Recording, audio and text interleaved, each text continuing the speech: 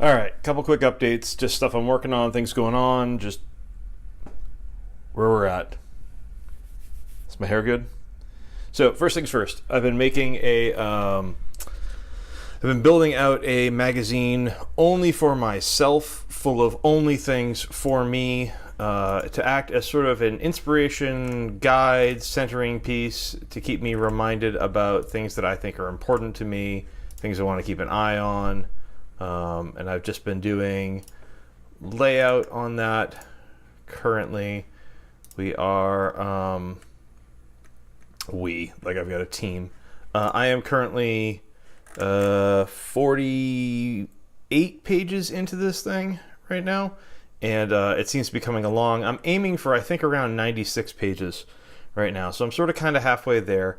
It takes forever because it's actually, I'm going to do it and actually send it out to be printed, and that's going to take, it takes really high-res images. They're looking for 300 DPI minimums, and so when I'm digging for images on that, I need like really big files of the stuff that I want in order for it to look reasonable when they print it. So it's a bit of a process. Anyway, I'm working on that right now. So that's first minor update. Second minor update is my long-suffering tiny Raspberry Pi that's on Raspberry Pi hole detail. If you don't have a Pi hole on your home network, boy, should you get one.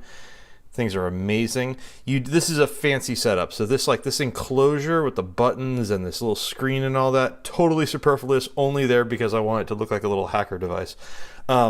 Really, all you need is a Raspberry Pi and a teeny bit of free software, and it just nukes garbage off of web pages and makes stuff so much nicer, particularly on your phone or mobile device in your house. It's just a way better ad blocking method. So totally worth getting. I just added this Oni Sendai decal from the Neuromancer trilogy, if you're into that sort of thing, just for giggles.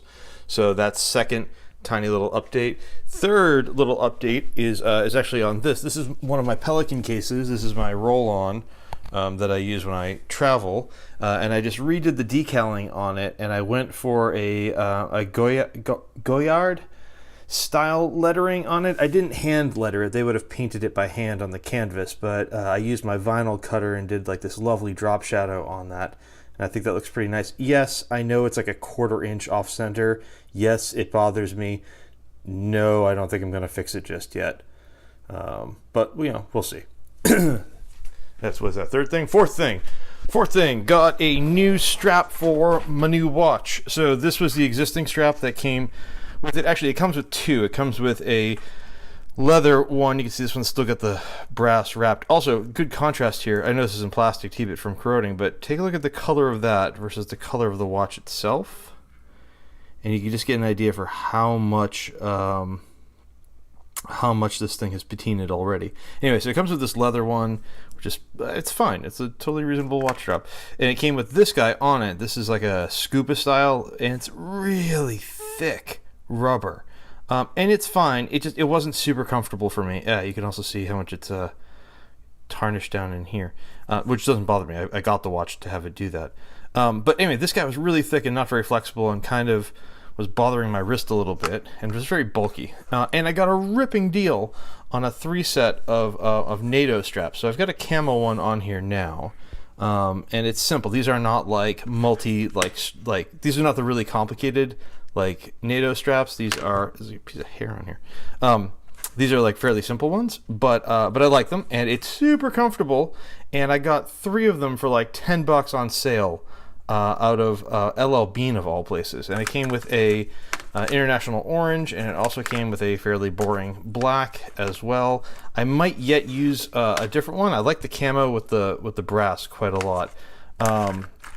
Other interesting thing about this watch that I didn't realize. So I've spoken about this before, and I don't want to turn this into a watch video per se, but as I was replacing the strap, I had to get the old strap off. I expected spring bars in here. I've always wanted, I've always wanted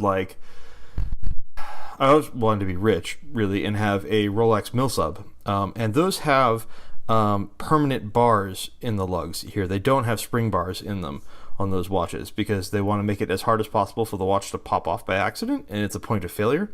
Anyway, I assumed this watch had spring bars, and because it came with a tool that looked like a spring bar tool and all that. lo and behold, when I actually tried to get in there, if you look at these from the back, this should be obvious from the side, that is not a spring bar.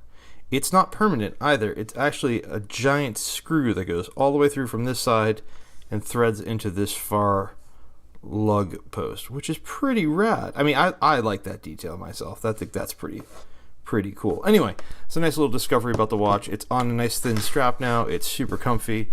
Love it to bits. And yeah, it's getting heavy wear. And then the last thing, what are we up to? 5 things? 5 things. So some of you will know from the EDC scene stuff that I built this, actually it says right when I built it, right on it. I built this just after Christmas because I wanted like an ultralight kit that was supposed to hold a cell phone and a notebook and a pen and a knife, sort of all in this one piece. And I've since done a new revision of this that is way cleaner and way nicer and way simpler and was way less annoying to make, because this thing has like this weird flap and it's like, do you fold it over or does it, it's just, anyway. So this one is getting retired, and I was thinking about that the other day, and it's serial numbered and it's logged and all that sort of stuff in my database, but I was thinking about retiring it and like, how do I indicate that or whatever, what should I do? Because this is even though this exact item is a failure in terms of use, the experiment about this is a success because the second revision of it has been excellent. So, and you can see my other video on that.